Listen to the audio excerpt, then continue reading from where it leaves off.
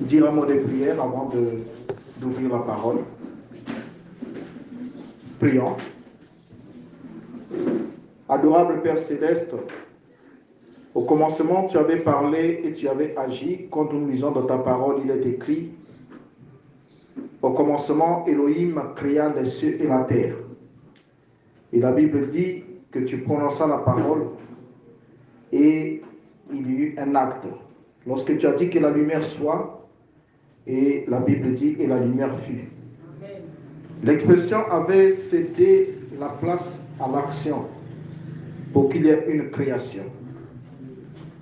Nous nous soumettons alors à toi ce matin pour que tu nous enseignes aussi, Père Saint, comment passer de l'expression à la création. Amen.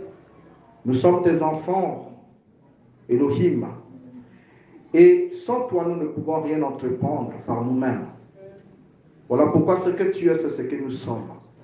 Nous voulons apprendre comme des vrais disciples. Nous voulons apprendre comme des vrais, ô Père de gloire, enfants, afin de savoir comment utiliser l'héritage qui est le nôtre. Bénis ce moment, Père, bénis chaque portion de l'écriture que nous dirons. Dispose de nos cœurs pour que, en sortant d'ici, Père, nous puissions réellement nous souvenir que nous étions dans ta présence. Et que nous puissions dire comme les deux disciples sur le chemin de Maïs: notre cœur ne brûlait-il pas au-dedans de nous lorsqu'il nous parlait en chemin? Nous voulons t'entendre ce matin au travers de ta parole, pour ta seule gloire. Amen. Amen. Nous allons prendre un verset de l'Écriture que nous allons lire ensemble. Nous lisons le psaume 143, le verset 10. Ensuite, nous allons prendre Matthieu chapitre 21, le verset 28, jusqu'au verset 32.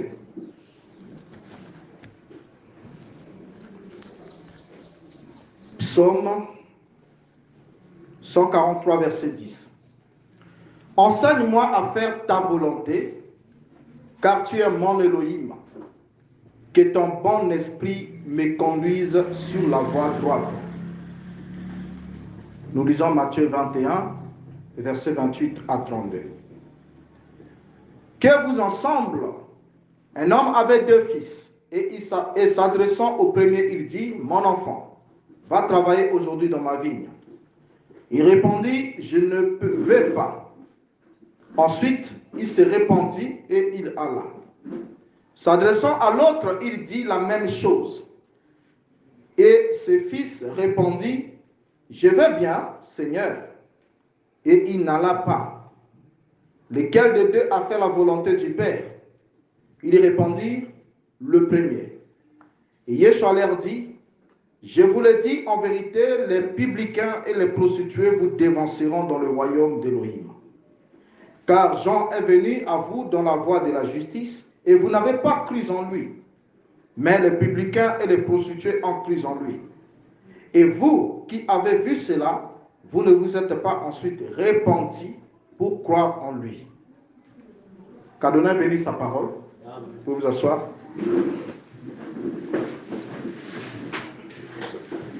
Alors nous allons nous entretenir pour quelques temps sur ce sujet, sur les deux textes que nous avons lus, celui de Psaume et celui de Matthieu. Nous allons parler d'un sujet qui nous est familier, et ça nous permettra de comprendre beaucoup de choses dans notre marche avec Adonai. Amen. Amen. Amen. Nous allons parler sur les dires et les faire. Le dire et le faire. Dire une chose est une chose. Faire aussi une chose, on a une autre. Entre les deux, il y a vraiment un fossé et ce n'est pas exactement la même chose. Lorsqu'on parle de dire, je sais que vous connaissez la définition, mais on le rappelle quand même, que dire ici consiste à exprimer la pensée. Donc là, on est dans le domaine de l'expression. Dire consiste à exprimer la pensée, les sentiments, les intentions par la parole. Donc lorsque j'exprime ce que je pense, lorsque j'exprime ce que je ressens, lorsque j'exprime mes intentions par la parole, là, je suis dans le domaine de dire. Parce qu'il y a aussi une manière d'exprimer sa pensée, d'exprimer ses émotions, d'exprimer ses intentions par l'acte. C'est-à-dire, on ne dit rien, mais on agit directement. Et ce que nous faisons est aussi le reflet de ce que nous pensons. Parce que tout commence au niveau de la pensée. C'est là où Yeshua aussi enseignant sur la source même du péché, a dit c'est du cœur que viennent les mauvaises pensées, les adultères, le meurtre, ainsi de suite. Donc vous allez voir que les paroles, donc les mauvaises pensées, nous sommes d'abord dans le domaine de la pensée parce que c'est la première des choses que Yeshua cite. Il dit car c'est du cœur que viennent les mauvaises pensées. Ensuite, en passant des pensées, il descend alors sur les actes. Donc l'adultère, le meurtre, toutes ces choses-là sont des actions qui traduisent une mauvaise pensée. Parce que tout commence au niveau de la pensée. Alors, donc, le dire ici, c'est une expression par la parole. Donc, j'exprime ce que je pense. J'exprime ce que je ressens. J'exprime mes intentions par la parole. Donc, je fais usage des mots. Alors, faire ici, comme vous le savez très bien, c'est un verbe d'action. Faire ici consiste à poser un acte ou à effectuer une action. Alors, en lisant ici dans notre texte, nous voyons Yeshua qui est ici dans le temple en train de parler aux pharisiens. Parce qu'il venait de faire son entrée triomphale à Jérusalem. Il venait de renverser les tables des marchands dans le temple. Il venait de mettre de l'ordre. Et il était confronté alors devant les pharisiens qui avaient une haute estime d'eux-mêmes, qui pensaient que c'est eux qui étaient les personnes dignes du salut, dignes de l'attention divine, dignes de tout regard ou encore de tous les prérogatives que doivent requérir la confession de la foi. Alors, pendant qu'ils étaient devant Yeshua, Yeshua leur donne cette parabole, puisque la Bible dit qu'il ne leur parlait pas sans faire usage de parabole, parce que par la parabole, il les emmenait à comprendre dans les réalités quotidiennes ce qu'ils devaient recevoir comme message. Alors, il leur dit que vous ensemble, un homme avait 2 fils.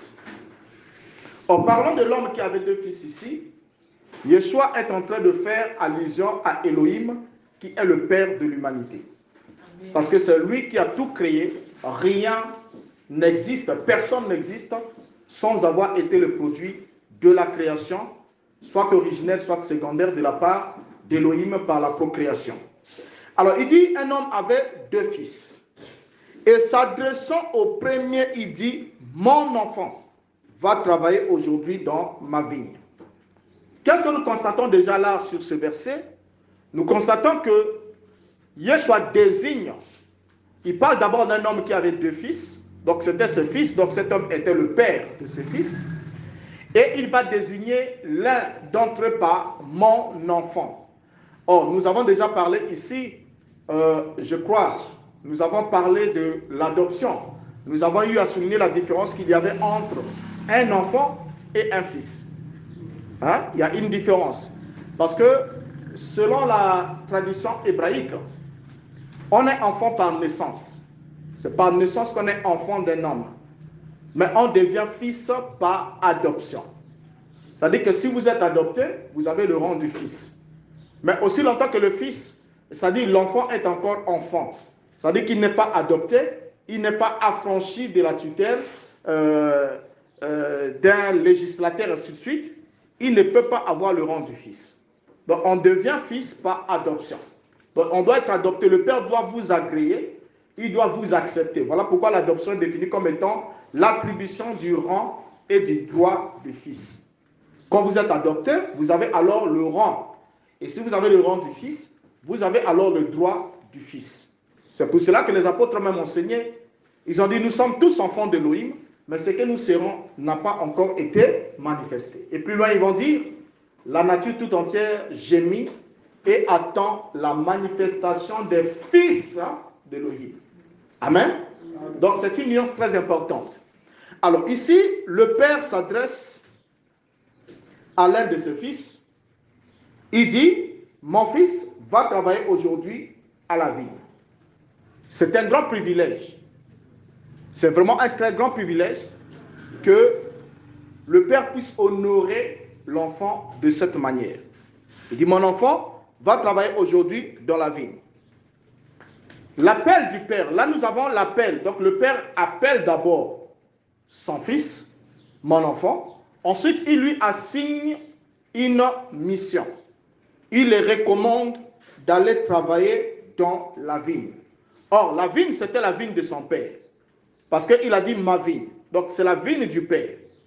Or, par conséquent, la vigne du père est aussi l'héritage des fils. Parce que quand le père travaille, il a une vigne, ça peut faire des hectares. C'est avec ça qu'il soutient la famille. C'est avec ça qu'il fait tout. Et une fois qu'il ne sera plus, alors ce sont les enfants qui doivent en bénéficier en tant qu'héritiers. Donc, ça veut dire que ce qu'on demandait à l'enfant de faire, c'était juste d'entretenir ce qui doit le revenir en droit. Parce que le père était peut-être fatigué ce jour-là, ou encore le père voulait expérimenter pour voir le degré de responsabilité qu'il y avait dans le cœur de cet enfant. Est-ce qu'il serait digne d'être un héritier pour en prendre soin?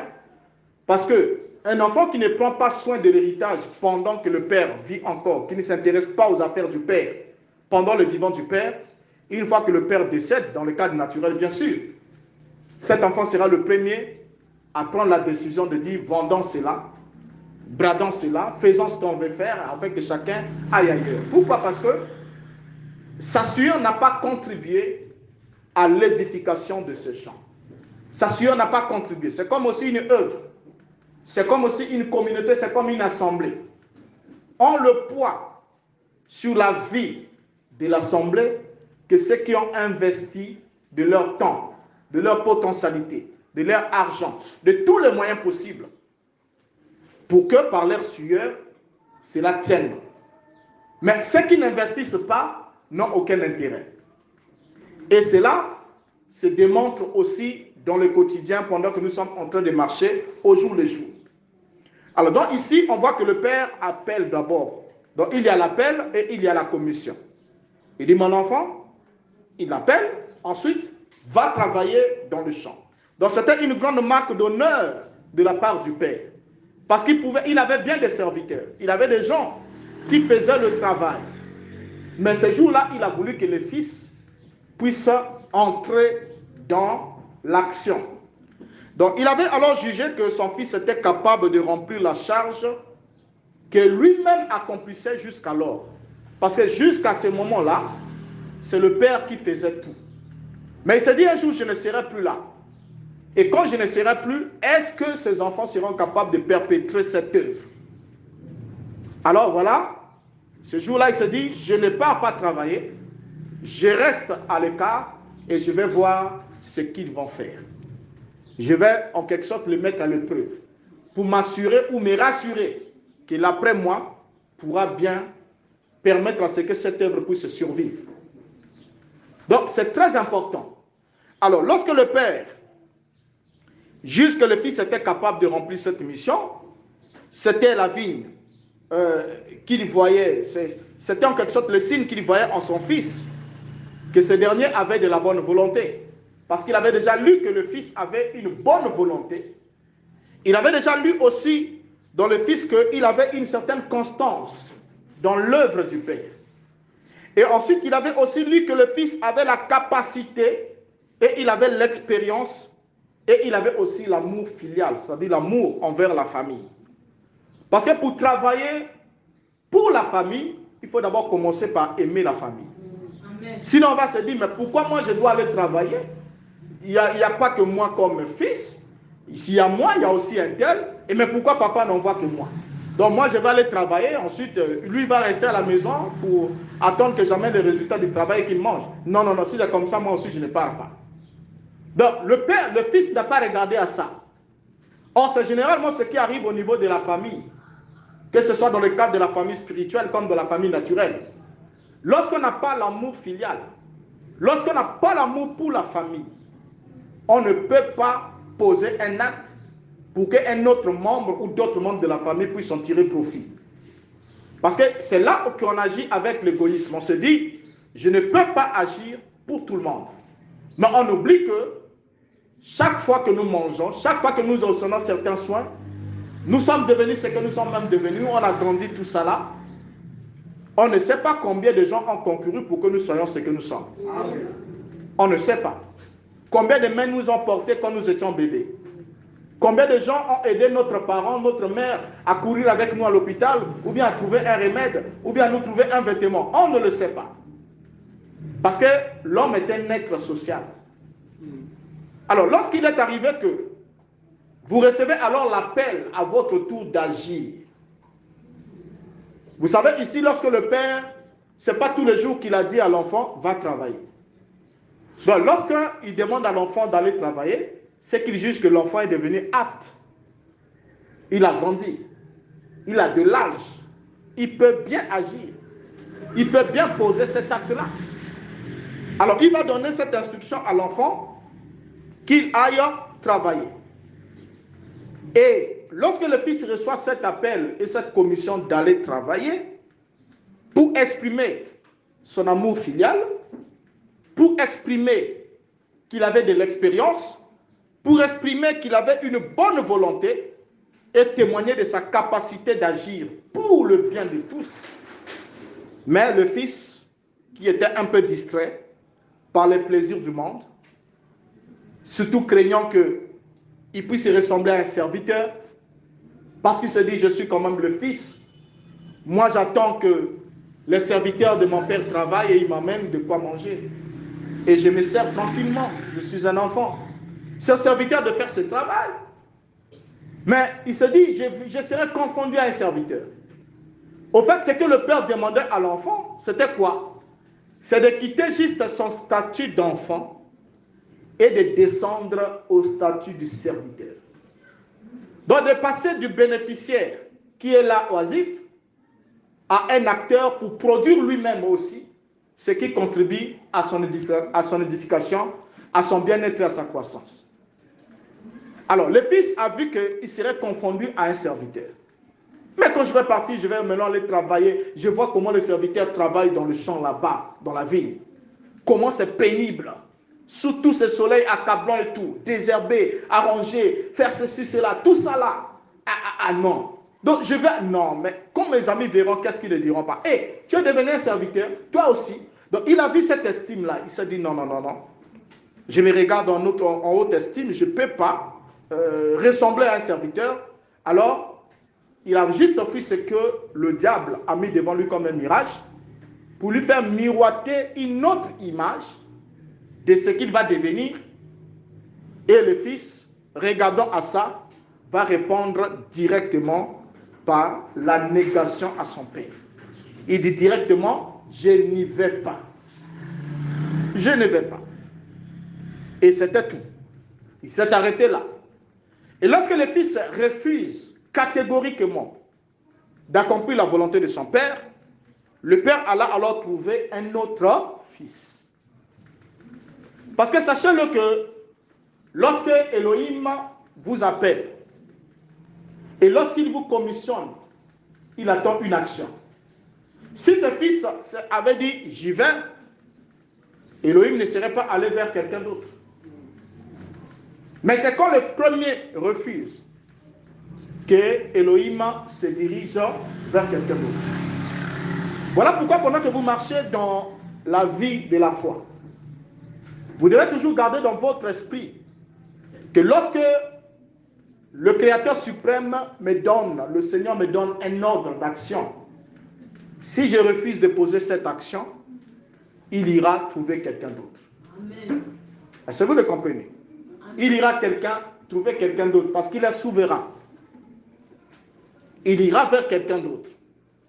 Nous devons garder cela en conscience. Alors, lorsqu'il va vers le deuxième, il va lui faire la même demande qu'il avait fait au premier. Et le second va aussi donner une réponse. Vous allez voir que le premier fils a répondu par la négation. Mais le second fils, la Bible dit au Matthieu 21, verset 30, la Bible dit, s'adressant à l'autre, il dit la même chose. Et ce fils répondit, je veux bien, Seigneur. Et il n'alla pas. Regardez un peu la différence même de la réponse. des deux enfants. Le tout premier, quand le père l'a envoyé, il n'a même pas désigné le père par un titre quelconque. Il a dit, c'est juste dit, je n'y vais pas. Mais le second ici, vous voyez qu'il reçoit cet ordre avec beaucoup de zèle. Et il appelle même le père Seigneur. Seigneur signifie quoi? Signifie que tu es souverain, tes décisions sont souveraines au-dessus des miennes. C'est-à-dire tu es le Seigneur et moi je suis le serviteur. Parce que le Seigneur est celui à qui on obéit, celui à qui on se soumet, celui que l'on sert. Donc si vous êtes mon Seigneur, je suis votre serviteur. Et si je suis le serviteur, ça veut dire que je suis celui qui doit transformer les paroles du maître en action. Donc le maître dit, moi je fais. Lui, il a le mot, moi j'ai les actes. C'est ça un serviteur. Un serviteur n'est pas celui qui écoute et qui s'arrête au mot. Mais c'est celui-là qui transforme le mot du maître en action. Et vous allez comprendre que pour que la création du monde soit, pour qu'il y ait ce monde, Elohim a toujours fait usage de deux éléments. Il y a eu la parole, il s'est exprimé, mais il ne s'est pas arrêté dans l'expression, il est rentré dans l'action. Donc c'est l'action qui emmène la création après l'expression. Est-ce que quelqu'un dit amen à cela? Amen. Amen. Alors maintenant suivons ici, il va dire, je veux bien Seigneur. Et il n'alla pas. Mais pourtant il désigne le Père par Seigneur. Il devait alors agir, mais il n'est pas entré en action. Alors, pourtant, après un moment de faiblesse, le premier fils, qui dans la tentation de ne pas être confondu à un serviteur, est rentré en lui-même. Il a compris que ce n'était pas bien pour moi de me révolter contre la volonté de mon père. Et lorsqu'il a compris que ce n'était pas bien pour lui de se révolter contre la volonté de son père, la Bible dit, il s'est repenti. C'est un mot très important. Il s'est repenti. C'est ce que la Bible souligne. C'est ce que le Seigneur dit. Il s'est repenti d'avoir déplu à son père. Et après s'être repenti d'avoir déplu à son père, sans rien dire, il alla à la ville. La Bible ne nous dit pas qu'il est revenu vers le Père pour lui dire, bon Père, tu m'avais envoyé, je ne suis pas allé, je regrette ce que j'ai dit, j'ai refusé, j'ai dit je n'y vais pas, donc je suis venu. Non, le Père n'attendait pas le mot. N'attendait pas qu'il vienne maintenant vers lui pour dire, maintenant j'accepte d'y aller. Non, mais le Père attendait l'action. Il attendait l'action. Parce que pour Elohim, nos actes sont plus éloquents que nos paroles. Amen. Nous pouvons dire des tas de choses, mais lui, il nous attend à l'action. Voilà pourquoi vous devez être, pendant que vous marchez avec Adonai, vous devez être des hommes qui parlent peu, mais qui agissent beaucoup, dans le cadre du royaume. C'est très important. Alors, le fils ici s'est repenti d'avoir déplu à son père. Et il alla travailler à la ville. Maintenant, Yeshua pose la question aux pharisiens, il dit, lequel des deux fils a fait la volonté du Père? Lequel a fait la volonté du Père? Une très bonne question. Le premier, on l'a envoyé, il a dit, je n'y vais pas. Ensuite, il s'est repenti et il alla travailler. Le deuxième, on l'a envoyé, il dit, oui Seigneur, je pars, j'y vais. Mais ensuite, regardons l'estime de tout ça là, pendant qu'il est sorti, même il a commencé à partir, il arrive, il voit un peu ses amis, tout ça là. Mais tu pars où? Ah, je m'arrête un peu devant là. Ah, nous on pensait que tu partais même travailler là. Regarde un peu les serviteurs, les gens qui travaillent dans le vigne là. Oh, c'est malheureux comme ça. Nous, on ne peut pas aller travailler comme ça sous ce soleil accablant et tout. Hein? D'abord, vous et nous, nous sommes des dignes héritiers. Hein? Mon père a une vigne, toi aussi ton père a une grande vigne. Non? Donc nous, on attend simplement et à la maison tout et tout. Alors, quand le fils rencontre ça, il avait bien la décision. Il avait dit, j'y vais. Mais il ne s'est pas rendu. Il n'a pas fait la volonté de son Père. Et lorsque Yeshua pose cette question, la réponse des pharisiens était claire, c'est le premier. Est-ce que nous avons aussi la même réponse? Est-ce qu'on a la même réponse aussi? Amen? Amen. Est-ce que c'est le premier qui a fait la volonté du Père? Parce que qu'est-ce que le Père voulait? Le Père voulait l'action. Le Père voulait que quelqu'un aille travailler. Le premier a refusé, il a dit avec le mot. Dans ces mots, il a dit « je n'y vais pas ». Mais dans son acte, il s'est rendu. Le second, dans le mot, il a dit « oui, je vais ». Il a même dit « Seigneur ». Ça veut dire que je suis soumise à toi, je dois t'obéir, je dois te servir. Mais il n'est pas parti. Alors, par cette parabole ici, qu'est-ce que nous pouvons comprendre? Dans ce peu de temps que nous allons saisir cet élément. Qu'est-ce qu'on peut comprendre dans cette parabole? On comprend que le maître nous rappelle aujourd'hui que ce qui compte dans la vie d'un disciple, dans la vie d'un enfant d'Élohim, ce ne sont pas les belles paroles, ni le nombre de ces paroles, mais ce sont les actes. C'est ce qui importe. Amen. Ce sont les actes qui importent. Ce n'est pas pour rien que quand vous lisez dans notre canon biblique, vous allez voir que après les 4 évangiles, dans les 4 évangiles, c'est la vie du maître. C'est Yeshua qui est accompagné par les disciples. Il partait par-ci par-là, accompagné de ses disciples, ou quelquefois seul. Mais en gros, c'est la vie de Yeshua qui a été rapportée avec les œuvres qu'il a accomplies, les enseignements qu'il a donnés, qui nous ont été rapportés dans les 4 évangiles. Mais juste après les 4 évangiles, nous rentrons dans le livre qu'on appelle les actes. Les actes des apôtres. C'est très important. Et durant les actes des apôtres, vous allez vous rendre compte que la Bible dit, le Seigneur accompagnait alors les disciples. Excusez-moi. Il a dit, le Seigneur accompagnait les disciples par des miracles et des prodiges qu'ils opéraient pour, en quelque sorte, confirmer la parole, confirmer ce qu'ils prêchaient. Donc, le tout premier livre qui arrive, c'est les Actes. Et le livre des Actes commence avec l'effusion du Saint-Esprit. C'est-à-dire, il faut l'Esprit pour motiver la volonté.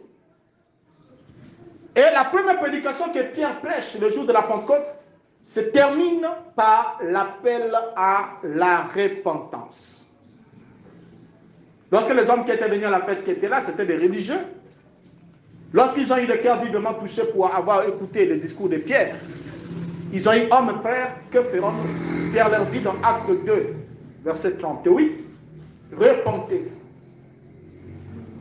Donc on comprend là un élément important. L'élément important, c'est lequel? C'est que lorsque le premier fils refuse d'obéir, d'accomplir la volonté du Père, entre le refus et l'obéissance, il y a les repentir. Et ça, c'est un élément très important. Il y a le repentir. Et c'est quoi le repentir? C'est le fait de se détourner de sa propre voie.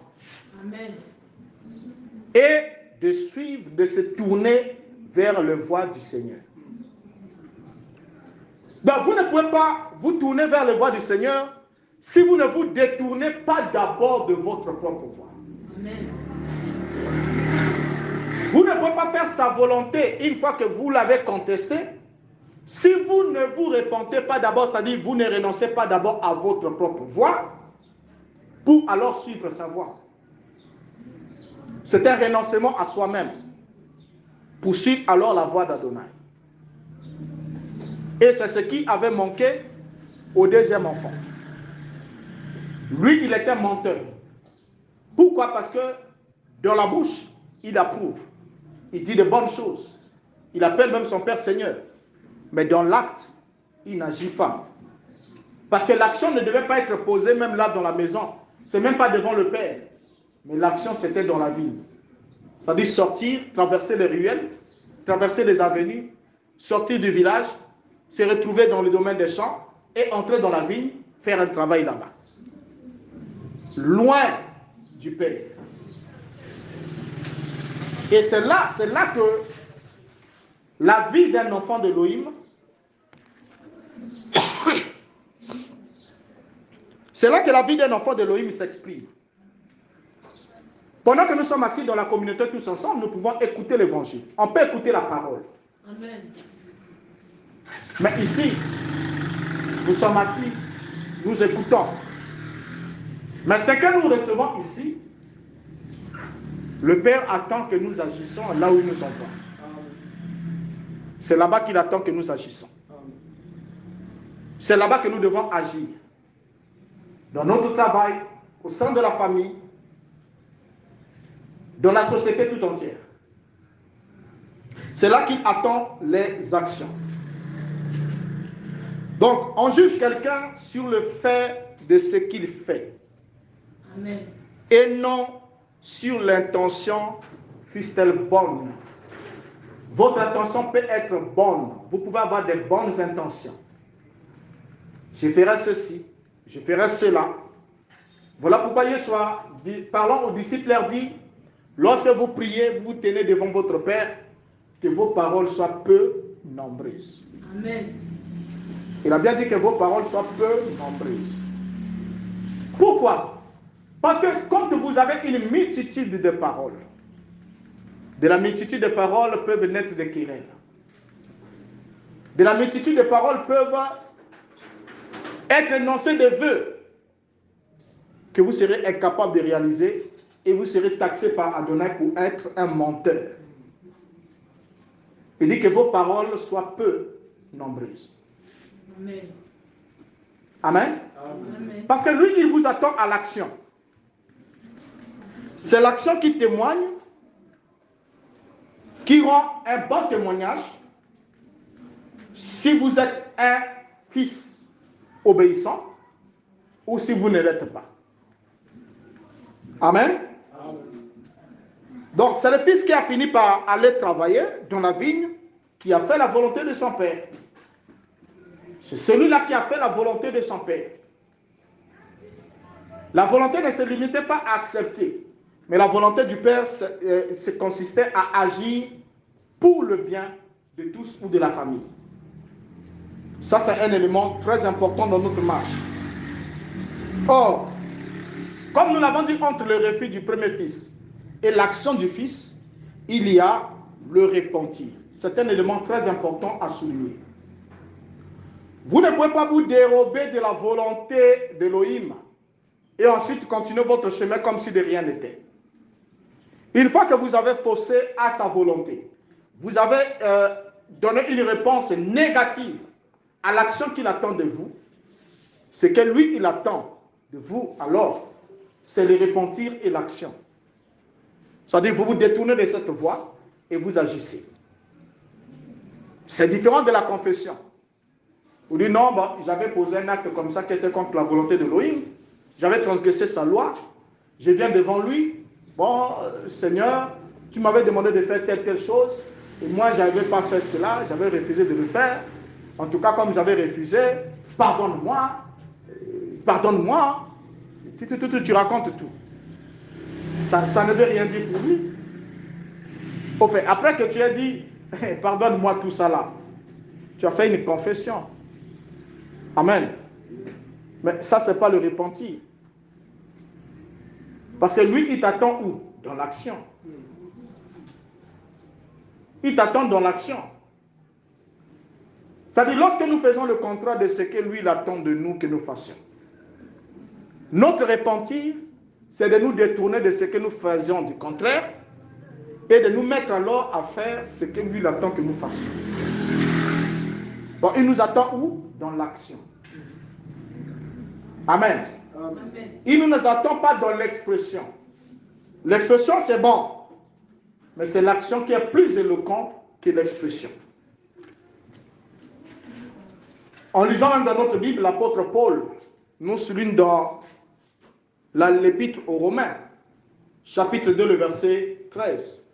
Il dit, ce ne sont pas les auditeurs de la parole qui sont justes devant Elohim, mais c'est ceux qui mettent cette parole en pratique.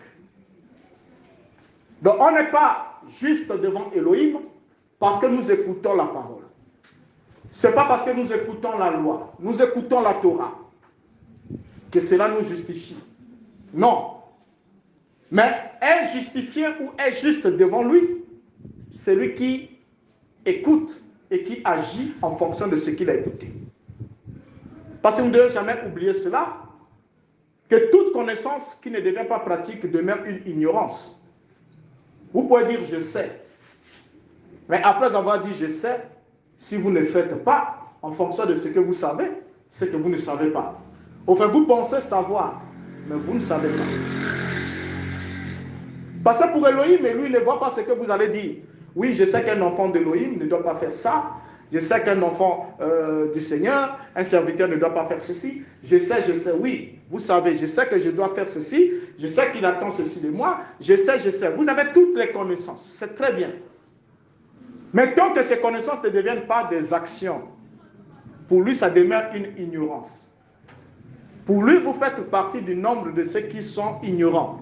Et il dit, mon peuple périt par manque de connaissance. Vous avez dit, oui, je sais. Non. Lui, il sait que vous savez quand il vous voit agir. Quand il vous voit traduire cette connaissance en pratique. Et ça, c'est très important. On est enfant d'Elohim par nos actions qui témoignent de ce que nous entendons. Amen. Amen. Alors, par la suite, on doit comprendre aussi que même dans la vie courante, les grands parleurs ne sont pas toujours les grands faiseurs. Enfin, ceux qui parlent trop font peu.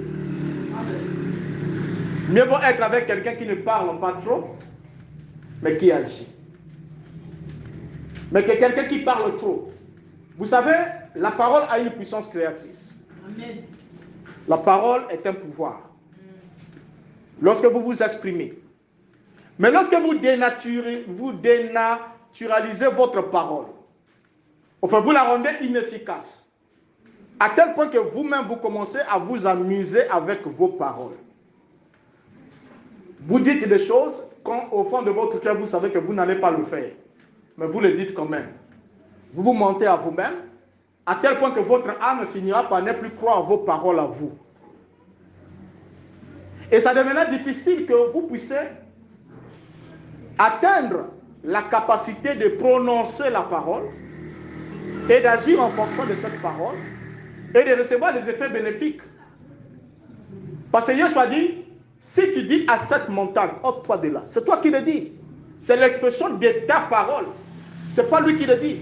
Cette montagne, ôte-toi de là. Et si tu ne doutes pas dans ton cœur, ça veut dire quoi? Tu as foi dans ta parole. Ce que j'ai dit va s'accomplir. Et pour que tu aies foi dans ta parole, il faut que tu sois d'abord à mesure de comprendre que tu ne dois pas jouer avec ta parole. Amen. Lorsque tu dis, tu fais. Quand tu sais que je ne ferai pas, ne le dis pas. Ne le dis pas. Même à ton enfant, tu pars au marché, tu pars quelque part, l'enfant va te suivre. Non, il ne me suit pas, reste là, je vais t'emmener un bonbon, hein, je t'emmène un jouet, hein, je vais t'emmener ceci. Hein. L'enfant dit oui, oui. Alors, tu pars. Tu es conscient que ce que tu es en train de promettre, tu ne vas pas le réaliser. Mais pour toi, tu trouves que bon, c'est rien, je l'ai fait pour l'apaiser. Non. Tu es en train d'affaiblir ton propre cœur, ton âme, qui va finir par ne plus croire à tes paroles. Et ça sera difficile que même dans une situation, quand tu prononces quelque chose, parce que vous allez voir même, il y a des mamans, hein, il y a des enfants, quand la maman dit, à force de mentir, tout ça là, et un jour comme ça, il dit, bon, je fais, hein, reste avec l'autre, hein. Quand je vais venir, je vais vous dire, ah, maman, toi tu dis toujours ça, tu ne fais pas.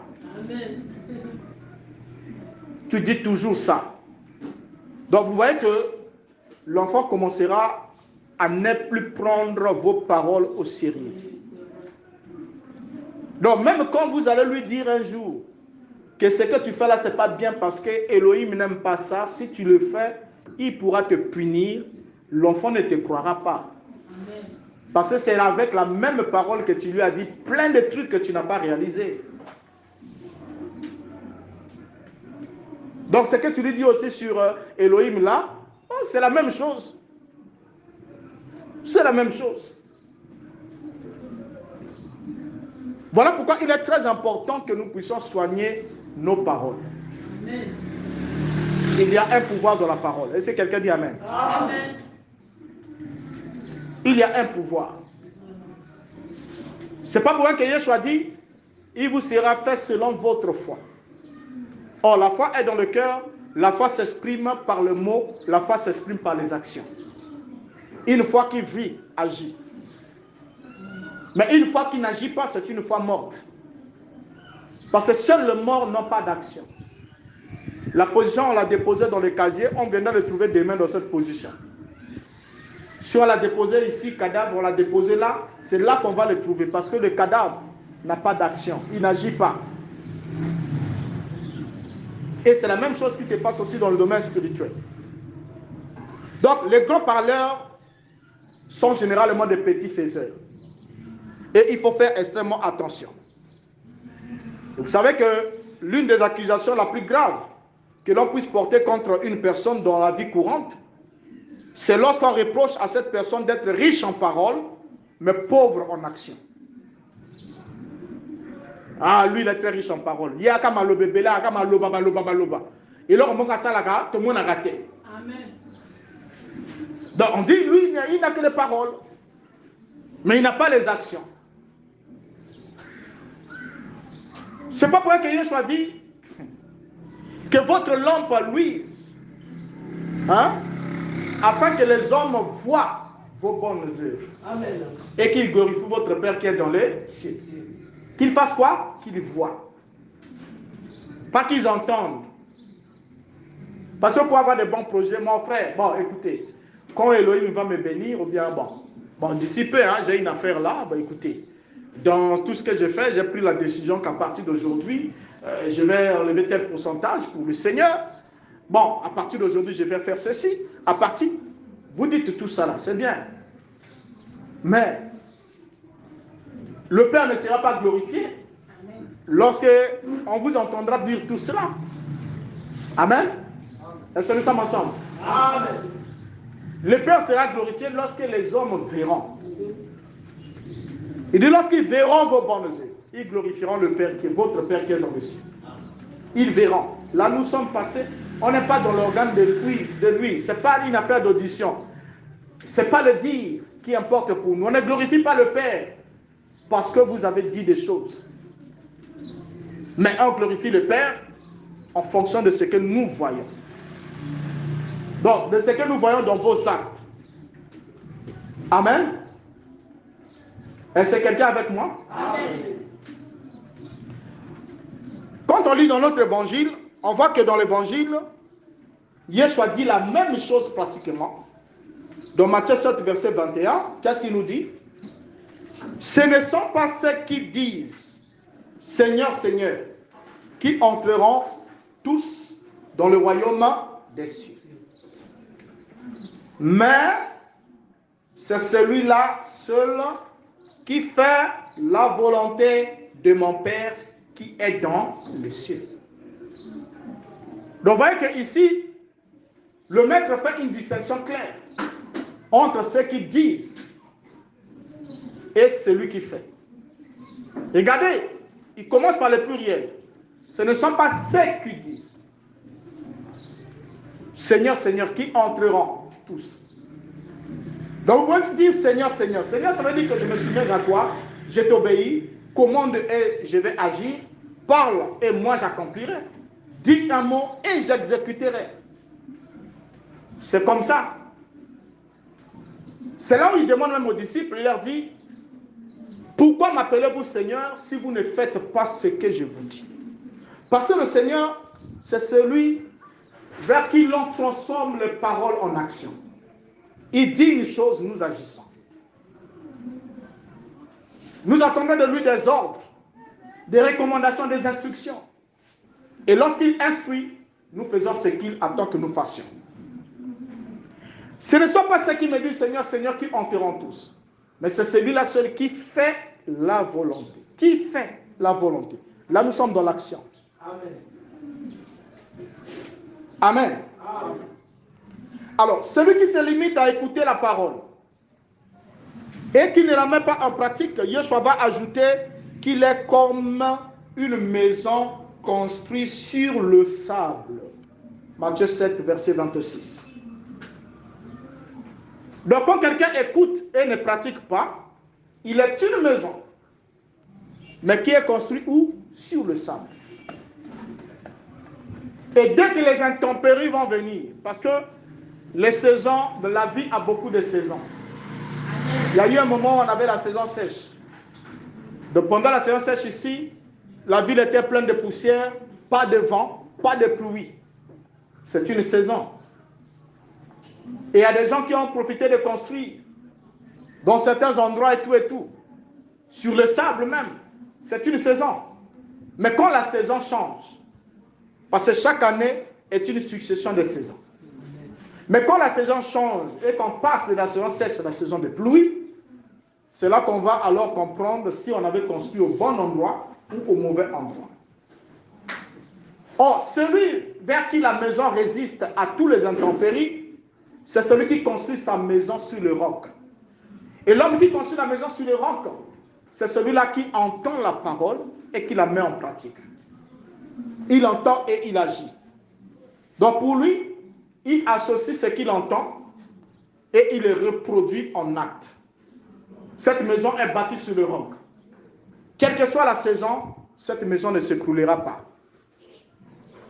Mais quand c'est bâti sur le sable, une seule épreuve du temps, c'est fini, la maison s'écroule. C'est fini, la foi s'écroule. C'est fini, c'est une décision. Je ne partirai plus à cette assemblée. Je n'écouterai plus ce frère. Je pensais que c'était un homme de Dieu, un serviteur de l'Élohim, mais je me rends compte que c'était un démon. C'est fini, plus question. Je ne veux plus qu'on me parle de ces affaires-là. Pourquoi? Parce que tout le temps, cette maison n'était pas construite sur le roc. Ça veut dire que c'est quelqu'un qui écoutait pour lui, mais qui n'a jamais agi. Parce que vous ne pouvez pas accepter de voir être détruit la vigne de votre père, si au moins une seule goutte de sueur, de votre sueur, est tombée dans cette vigne. Vous avez agi là, vous n'accepterez pas. Même dans la logique naturelle. Vous savez pourquoi les mères aiment beaucoup leurs enfants? Hein? On nous a enseigné, on dit que la mère aime beaucoup l'enfant parce que elle l'a enfanté dans la douleur. L'enfant se développe à côté du cœur de la mère. Ce n'est pas dans le cœur du père que l'enfant se développe. C'est là dans le ventre, à côté du cœur de la mère. Le cœur de la mère bat, celui de l'enfant bat. Il y a un certain moment, ils ont une vie commune. Donc si la vie de la mère s'arrête, si l'enfant n'est pas encore arrivé à maturité, lui aussi s'en va. Donc ils ont un destin commun à une certaine période de leur vie. Mais une fois qu'il le met au monde, vous allez entendre ce langage-là dans toutes les femmes. Que c'est pas ça? C'est ça. Parce qu'il y a la douleur. Hein? Amen. Il y a la douleur. Et cette douleur-là, puisque j'ai souffert pour l'avoir, cela détermine aussi le degré d'amour que j'ai envers lui. Amen. C'est ça. Le père peut aimer l'enfant. Mais l'amour du père et de la mère envers l'enfant, c'est totalement différent. Qu'on ne vous trompe pas. L'enfant peut être malade, le papa peut dormir, ronfle pour lui. Mais la maman elle est en train de retourner. Est-ce que la fièvre a baissé? Est-ce qu'il y a ceci? Est-ce que des fois le père se réveille là, tu trouves que c'est la maman qui est en train de s'affairer avec l'enfant. Voyez? Donc c'est très important. Donc on ne se soucie pas de préserver ce envers quoi on n'a pas versé une goutte de sueur. Si on n'a pas travaillé pour l'édification d'une œuvre, lorsqu'on verra cette œuvre en train de vouloir se noyer ou bien être détruite, ça ne nous préoccupera pas. Parce que je n'ai pas édifié, je n'ai pas contribué à son édification. Mais même sa destruction, je ne vais pas l'empêcher. Mais si je sais que j'ai investi là-bas, non. C'est là où Yeshua dit, là où sera votre trésor, c'est là aussi que sera votre cœur. Le trésor, c'est là où on investit. Parce que j'ai mis de l'argent là-bas. Est-ce que vous comprenez, frère? Amen. Il y a une banque là où j'avais investi mon argent là-bas, mon compte se trouve dans cette banque. À l'instant, j'apprends que voilà, la banque là a fait faillite, on est en train de fermer tout ça là. Je crois que je serai parmi les préoccupés à me rendre pour avoir une suite. Non, pourquoi? Parce que mon trésor s'y trouve. Amen.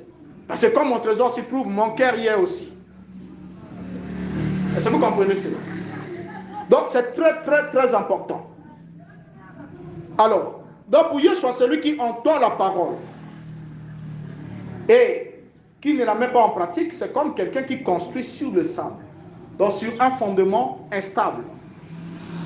Et quand le fondement est instable, le changement de saison change aussi la destinée ou le sort du bâtiment que vous avez construit. Et c'est très important de comprendre que pendant qu'on construit quoi que ce soit dans la vie, il y a une alternance de saisons. C'est comme dans la vie des couples. Dans la vie de tous les jours, les saisons ne sont pas les mêmes. Amen. Même dans la vie, il y a eu un temps où on était enfant. Il y a eu un temps où on devient un peu adulte. Après, on devient une grande personne mature. Et après, on commence à vieillir. Ce sont des saisons de la vie. Et chaque saison a ses contraintes, a ses règles. Il est très important de saisir cette notion-là. Alors, le Messie va alors adresser une reproche aux pharisiens. Il va leur dire que les pharisiens, dans Matthieu 23, le verset 3, il dit, ils disent, mais ne font pas. Donc, il demande qu'on ne ressemble pas à ces derniers. Parce que les pharisiens sont de véritables acteurs. C'est des gens qui disent, mais ne font pas. Or, lorsque vous aussi, vous êtes là en train de dire, mais ce que vous dites ne devient pas des actes, vous êtes vu pour lui, pour un pharisien. Donc quelqu'un qui fait une profession de ce qu'il n'a pas. Et plus loin, il va dire qu'ils étaient des tombeaux blanchis. À l'extérieur, ils paraissaient propres, mais à l'intérieur, c'était rempli d'ossements et de morts. Quand on parle de rempli d'ossements et de morts, c'est parce que le mort n'agit pas. C'est-à-dire, dans son fort intérieur, il n'y a pas d'action. Parce que toute action extérieure remonte de l'intérieur. Mais si au-dedans, c'est plein d'ossements de morts, ça veut dire qu'il n'y a pas la vie. On ne vit pas pour la parole, on ne vit pas la parole de Dieu. On ne la rend pas vivante, on ne la vivifie pas dans notre vie. Et on ne vivifie pas non plus nos propres paroles. Parce qu'il y a ce que Elohim dit, il y a ce que nous disons, il y a les requêtes que nous nous adressons à Elohim. Si nous nous attendons à ce qu'il agisse dans notre vie, qu'il accomplisse certaines choses, lui aussi il attend que nous agissons aussi dans son domaine, en accomplissant aussi certaines choses. Voilà pourquoi dans la prière de notre Père qui est aux cieux, la prière commence comment? Notre Père qui est aux cieux, que ton nom soit sanctifié, que ton règne vienne, que ta volonté soit faite. On commence d'abord par faire sa volonté à lui. Et après, c'est un peu plus bas qu'on va lui demander de faire une requête. Donne-nous aujourd'hui notre pain quotidien. Or, lorsque tu lui demandes de te donner le pain quotidien, tu lui demandes d'exécuter ta volonté. C'est toi qui veux avoir du pain. Tu veux que lui, il prenne ses paroles, le pain en parole, qu'il les traduise en acte, que toi tu l'obtiennes. C'est ça l'exaucement. Il vous accorde ce que vous lui demandez. C'est là où Yeshua dit, tout ce que vous demanderez au Père en mon nom, je le ferai. Et il vous l'accordera. Donc vous allez prononcer la parole, lui il pose l'acte. Mais c'est la même chose que nous attendons de lui qu'il attend aussi de nous. Voilà pourquoi il est écrit que Elohim n'exauce pas les pécheurs. Le pécheur, c'est celui qui transgresse délibérément la volonté divine et ne s'en répand pas. Et celui-là, Elohim ne l'exauce pas. Parce que c'est une loi. Tu fais ma volonté, je fais la tienne. Tu rejettes ma volonté, je rejette la tienne. Pour lui, ça ne coûterait rien. Donc tu peux multiplier les prières sur des montagnes, sur des lieux, où que ce soit. Mais tant que tu ne vas pas te résorber à faire sa volonté, sache que lui aussi de son côté ne fera pas ta volonté. Il ne t'accordera pas ce que tu veux. Amen. Amen. Donc, l'un des drames de la vie sociale se produit lorsque la parole donnée cesse d'être fiable. Quand vous commencez à donner une parole, même dans la vie de couple ou dans la vie de tous les jours, dans vos relations dans la société, si vos paroles cessent d'être fiables, vous ne vivez plus. C'est-à-dire qu'il n'y a plus la fiabilité envers vos paroles. Pourquoi? Parce qu'on sait que vos paroles ne se traduisent jamais en actes. Et cela entraîne une perte de confiance.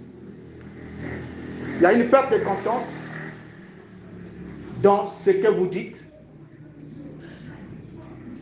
ou de ce que les autres disent lorsque vous n'avez plus confiance en leurs paroles. Vous savez qu'ils sont des gens qui disent, mais ils ne font pas. Parce qu'il avait dit ceci, il ne l'a pas fait. Après, il a encore dit ceci, il ne l'a pas fait. Et après, il a multiplié, il a encore dit ceci, il ne l'a pas fait. Lorsque vos paroles ne deviennent pas des actes, cela perd la fiabilité. Amen. Et s'il n'y a plus la confiance, c'est la méfiance qui s'installe. À tel point que vous allez même vous-même arriver à ne plus croire à vos propres paroles. Parce que comme déjà vous n'arrivez plus à croire en vous-même, à ce que vous dites, ça devient très compliqué. Parce que si tu ne peux pas croire à ce que tu dis, comment croiras-tu à ce que Elohim dit? Parce qu'il a dit, si le frère qui est à côté de toi, tu n'aimes pas ton frère que tu vois. Très proche, hein? Mais comment diras-tu que tu aimes Elohim que tu ne vois pas? Parce que vous êtes sur la terre, lui il est au ciel. Voilà pourquoi il est très important que vous ayez foi à vos paroles. Vous devez croire. Or, pour croire, il faudra que la parole puisse avoir la substance. C'est-à-dire qu'il faudra qu'il y ait toujours la confiance. Que vous ne jouez pas avec vos mots. Ne plaisantez pas avec la parole. La Bible dit même dans un passage, je crois dans le livre des Proverbes, il dit, n'est pas pour ami celui qui te trompe. Ensuite, qui dit, je plaisantais.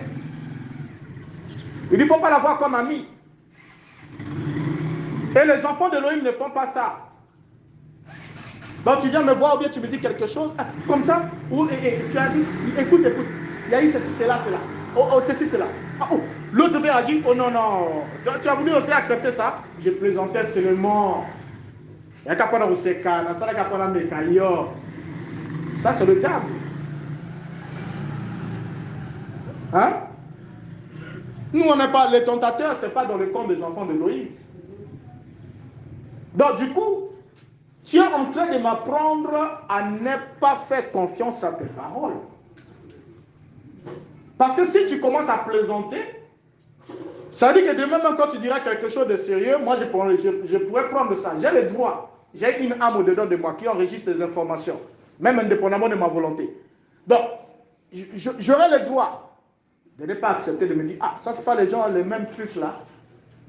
Parce que l'autre fois là, il m'avait dit ça après, je dis, oh non, non, il n'y a pas de blague dans la parole. Amen. Hein, frère, il n'y a pas de blague. Est-ce que vous comprenez? Amen. Oui, il n'y a pas de blague dans la parole. On a réagir, ce qu'on enferme, tout ça. Ça n'existe pas. Non, tu as voulu chuchoter quelque chose qui n'est pas bien, je vais te dire, frère, non, répète un peu. Tu as dit quoi? Non, laisse-moi, j'ai blagué. Non, on ne blague pas. Nous avons été créés par la parole. Nous connaissons le pouvoir de la parole. Est-ce que vous comprenez? Nous connaissons le pouvoir de la parole. Elle va tomber dans le jardin d'Éden. C'est à cause de la parole. C'est vrai. On ne joue pas avec. Quand ça commence à dévier, ça dévie. Et l'homme leur dit, ne mangez pas de l'arbre de la connaissance du bien et du mal. Car le jour que vous y mangerez, vous mourrez sûrement. Mais quand le serpent est arrivé, lorsqu'ils ont entamé le dialogue, le serpent dit, est-ce que Elohim a-t-il dit, réellement dit que vous ne mangerez pas de tous les arbres du jardin? Donc il met un point d'interrogation dans l'affirmation divine. Or, en tant qu'enfant d'Elohim, moi je ne m'interroge pas sur ce qu'il a dit. Je suis un croyant, il a dit, je le crois, et j'agis en fonction de ce qu'il a dit. S'il me dit, garde-toi de ne pas manger, je me garderai de ne pas manger. Et lorsqu'il faudra te répéter ce que lui m'a dit, je te dirai exactement ce qu'il m'a dit. Et c'est comme ça que vous serez protégés par sa puissance. Amen.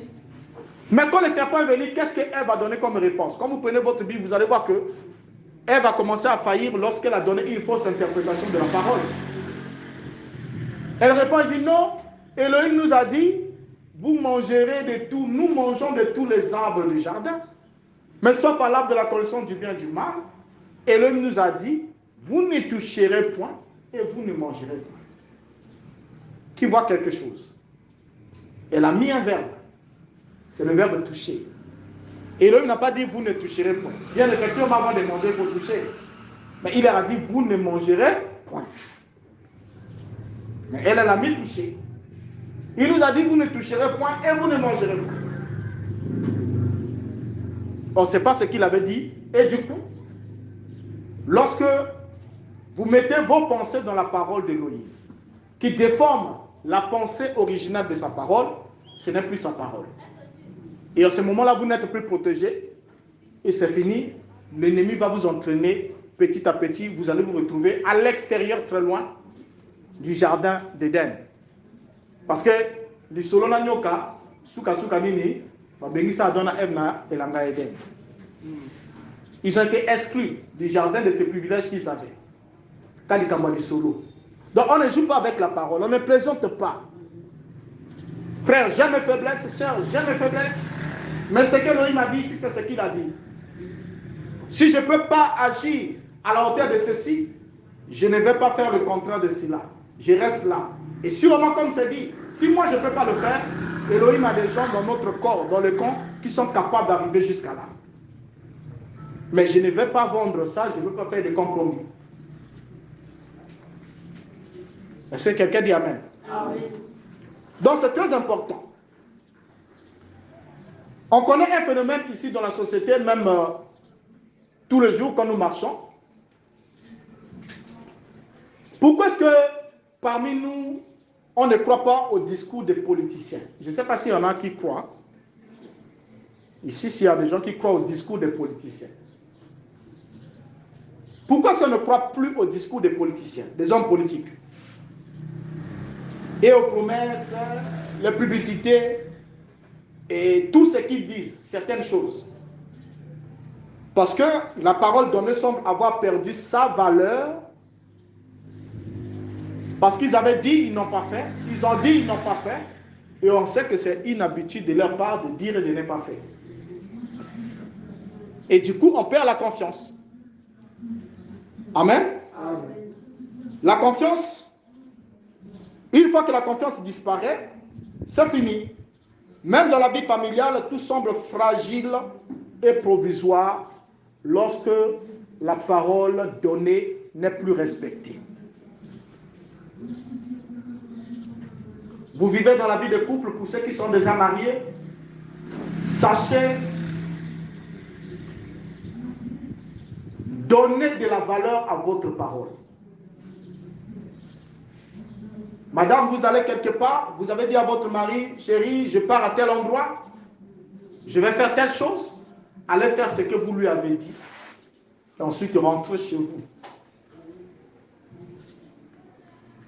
Mais ce n'est pas arrivé là-bas, bon, j'ai fini de faire ce que, bon, mais là aussi, bon, au lieu que je rentre encore maintenant, bon, je profite seulement pour aller aussi à tel endroit. Et vous prenez une autre direction. Mais ça, votre mari ne le sait pas. Amen. Même si ce n'est pas en mal, même si c'est pour aller visiter quelqu'un ou un parent, où que ce soit, votre mari ne le sait pas. Vous ne l'avez pas dit que vous vous rendrez, après tel endroit, vous serez à tel endroit. Vraiment. Ça réduit la confiance. Amen. Donc ça veut dire que tu pourras me dire que je pars au marché. Après le marché, tu peux te retrouver quelque part ailleurs. Or, vous devez être des personnes dynamiques. Je sors de chez moi, je pars à tel endroit, c'est ça mon calendrier. Amen. Maintenant, s'il y a modification de programme, si c'est une urgence, j'en informe l'autre. J'ai aussi son point de vue. Amen. Et à ce moment-là, il y a une confiance dans la parole. Il sait qu'il n'y a pas de mensonge. Parce que si vous dites une chose, et dans l'action vous faites le contraire de ce que vous avez dit, vous avez menti. Et ça réduit l'efficacité de vos paroles. Amen. Autant qu'homme, autant que pour la femme. Ça réduit. Et c'est très important. Amen. Parce que quand vous commencez à vous mentir à vous-même, votre parole va commencer à perdre de l'efficacité. Vraiment. Et si vous ne croyez pas en vous, pour que vos paroles deviennent des actes, pourquoi voulez-vous qu'Elohim accepte ce que vous lui dites et qu'il traduise ça en acte? C'est pas possible. Amen. C'est pas possible. Ce que vous dites et vous confessez, c'est ce qui va arriver. Mais donnez d'abord du dynamisme à vos paroles. Le oui doit être un oui, le non doit être un non. Une fois que j'ai dit non, c'est non. Amen. Si je vais alors agir, je me réponds. Parce que je regrette d'avoir dit non pour ça. Je me réponds pour ça. Je fais alors ce qui était attendu que je fasse. Mais je ne peux pas dire non. Après, je vais agir. C'est comme un enfant qui agit. En boudant, il est en train d'agir, il boude. Si c'est un travail dans la cuisine, son attention est partagée, il peut se couper le doigt. C'est vrai. Je vous dis la vérité. Si c'est pour traverser le goudron, en boudant, vous êtes là, parce que vous avez une volonté, vous posez une action qui est contraire à votre volonté.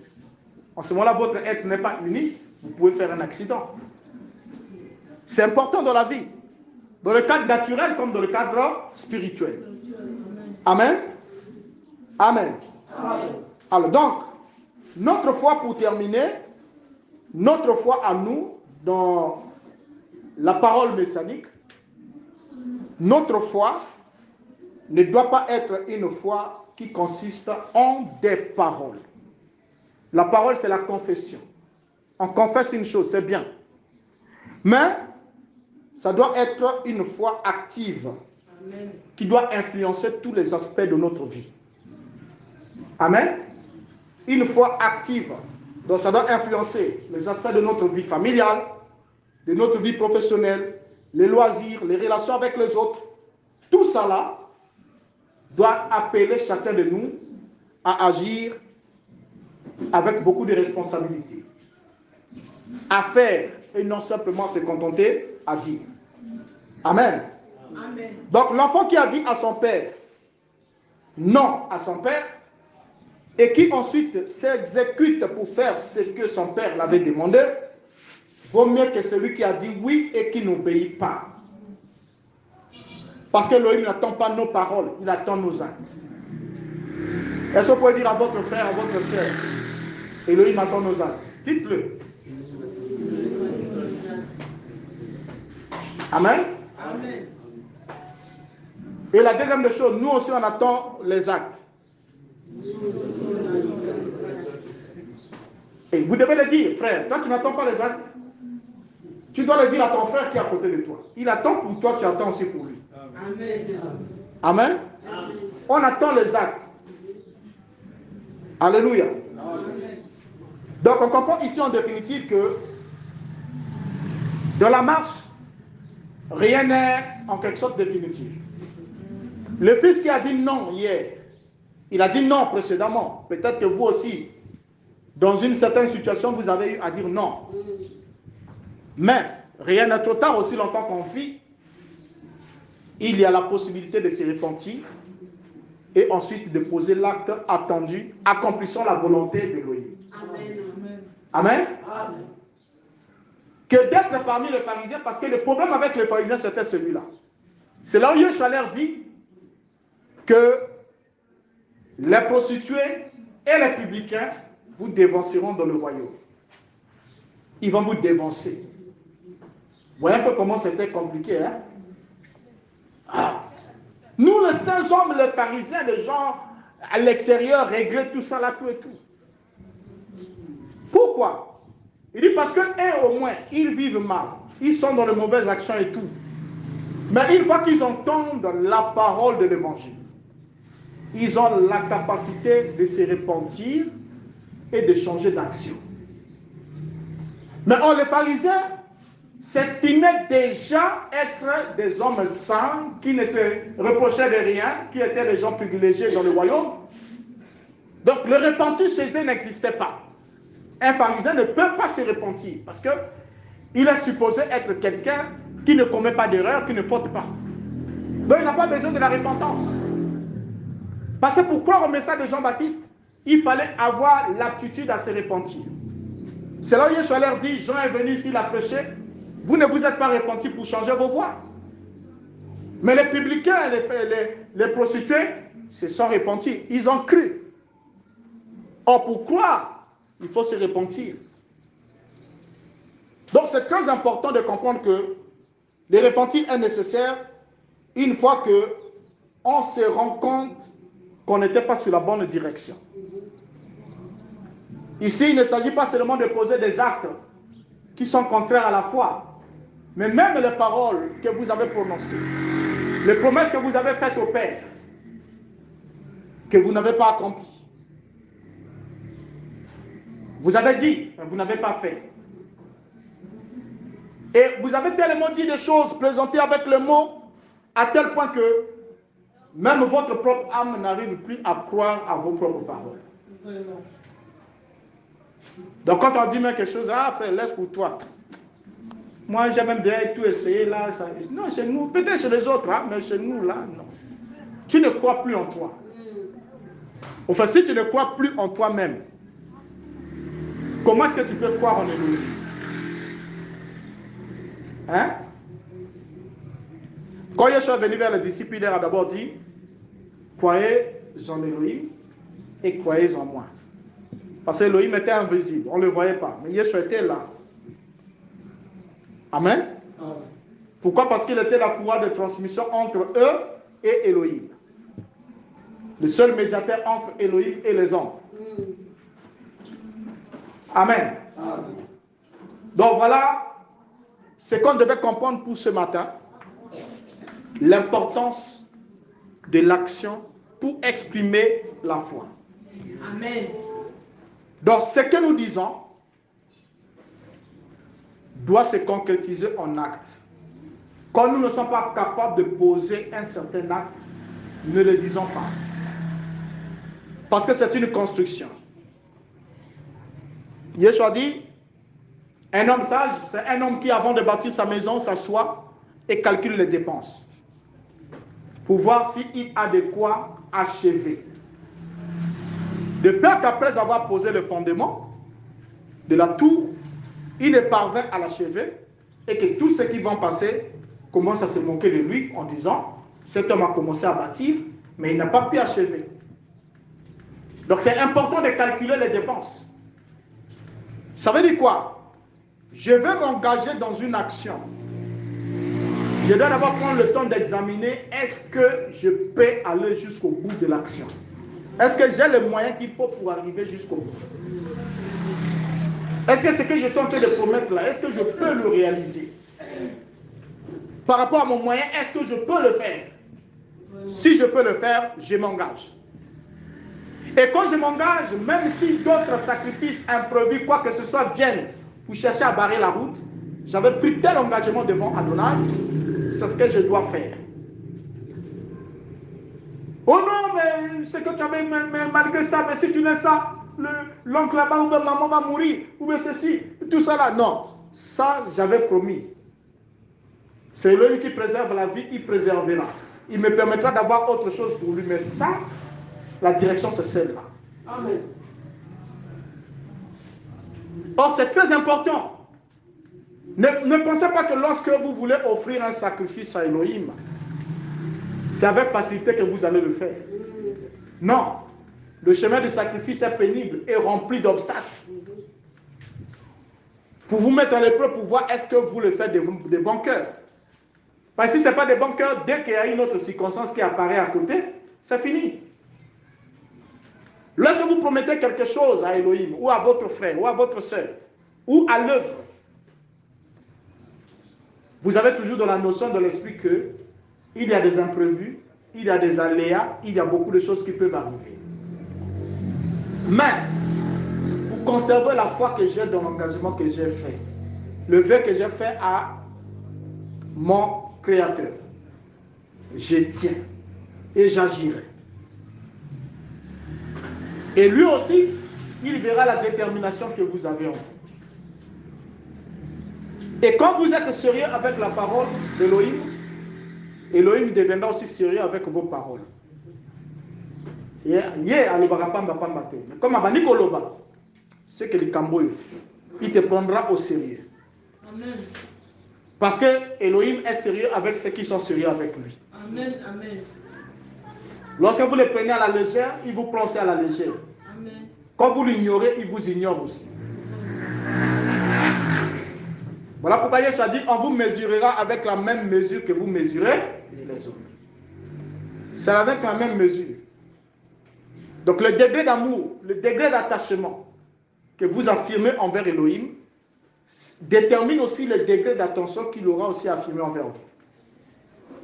Et ça, c'est très important. Donc, de comprendre ensemble avec vous, pendant qu'on termine pour ce matin, que nos paroles doivent devenir des actions. Amen. Lorsqu'une parole ne peut pas devenir action, étouffons-la dans l'œuf. Ne disons pas des choses pour le plaisir de les dire. Nous avons tout le monde a la liberté de s'exprimer. Mais pour des choses sérieuses, ayez la capacité de conserver la parole dedans de vous. Même quand vous avez une bonne intention, mais si vous n'avez pas encore mûri le moyen qu'il faut pour réaliser cette bonne intention, ne les dites pas. Est-ce que vous comprenez? Amen. Vous voulez m'acheter une chemise ou m'acheter quelque chose, ne venez pas me dire, ah frère, bon, moi prochain, je vais foutre mon chemise. Moi déjà, je regarde là-bas, même si toutes les chemises sont abîmées, ah non. Pour l'autre événement là-bas, oui, le frère m'a dit qu'il va me trouver une chemise. Donc j'ai déjà de l'espoir là-bas. Et après le mois arrive, la chemise ne vient pas. Après demain, elle ne vient pas. 1 mois, 2 mois, 3 mois, ça devient de oh non frère, tu sais, c'est que... Ah, pourtant, bon, je vais toujours faire ça, ne t'en fais pas. Hein? Est-ce qu'il y aura encore la confiance? Il n'y aura pas la confiance. Et après, tu reviens de bon frère, j'ai vu quelque chose là, je vais penser à ça, je vais t'acheter telle chose. Et je vais aussi penser à la chemise que je t'avais dit là. Est-ce que vous voyez un peu? Donc, c'est la même chose qui se passe devant Elohim. Là, on vous prend des exemples simples pour que vous compreniez. Vous avez un projet au fond de vous, réalisez-le. C'est mieux d'agir. Vous venez vers votre frère, votre soeur. Ah, sœur, regarde, ça, j'ai passé là, j'ai vu, on vendait un peu de sandales. Toi et moi, on porte la même pointure, non, j'avais constaté ça, oui. J'ai vu les sandales, on vendait ça à un bon prix. J'en ai pris 2. Voilà, une pour toi, une pour moi. C'est une bonne chose. Hein? Votre soeur va bénir Elohim. Amen. Amen. Ou votre frère va bénir Adonai. Mais ne venez pas dire, ah, j'ai trouvé que ta sandale là commence à tomber trop bon. Il n'y a pas de souci. Hein? Demain, le dimanche prochain, quand on viendra là, je vais vivre les chaussures là, je vais acheter une, puis j'emmène pour toi. Tu vas là-bas, les circonstances changent. Et quand tu reviens, ça devient ceci. Ça frise. Au fait, ça peut devenir, ça peut sembler même devenir une moquerie. Est-ce que vous savez ça? Oui, quand la Bible dit ne t'assois pas sur le banc des moqueurs, ça peut devenir une moquerie. Et voilà pourquoi, en tant qu'enfant d'Elohim, soyez déterminés. Lorsque vous prenez un engagement, allez jusqu'au bout. Mais ne prenez pas les engagements que vous êtes conscient de ne pas avoir calculé les dépenses. Asseyez-vous, calculez. Si vous avez de quoi achever, ce que vous voulez commencer. Amen. Amen. Et une fois que vous donnez une parole, tenez-vous-y. Restez accroché à elle. Ça peut être une décision au fond de vous, allez jusqu'au bout. La femme à la perte de sang avait pris une décision au fond d'elle. Si je touche le bord de son vêtement, je serai guéri. Et elle n'est pas restée là à méditer ça au fond d'elle. Elle est passée à l'acte. Elle a fait un mouvement, malgré toute la foule qu'il y avait. Elle a fait un mouvement, elle s'est faufilée. Juste sa main, elle a touché. Pourquoi? Parce que l'acte de toucher était l'expression de sa foi. Elle avait déjà déterminé que si je touche, je serai guéri. Et quand elle a touché, il y a eu quoi? La guérison. Pourquoi? Parce que ce qu'elle a pensé est devenu action. Donc, Elohim nous attend dans l'action. Même si c'est très minime ce qu'il nous demande de faire, mais c'est une action. C'est là qu'il nous attend. Vous prenez rendez-vous avec lui. Nous allons avoir culte. Le culte commence à telle heure, jusqu'à telle heure.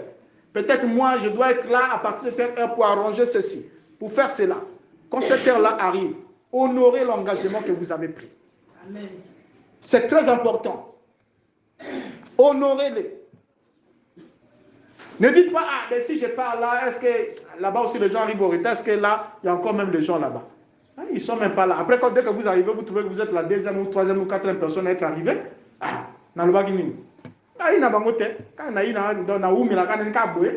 non, c'est une affaire individuelle. Amen. Nous nous asseyons tous, mais Elohim traite avec chacun de nous individuellement. Si vous prenez les affaires d'Elohim au sérieux, lui aussi prendra le vôtre au sérieux. Et il fera de vous l'objet d'un miracle qui fera que les gens s'étonnent de dire est-ce que c'est elle, est-ce que c'est lui, comment c'est arrivé. Amen. Alléluia. Qu'Adonai vous bénisse pour aujourd'hui.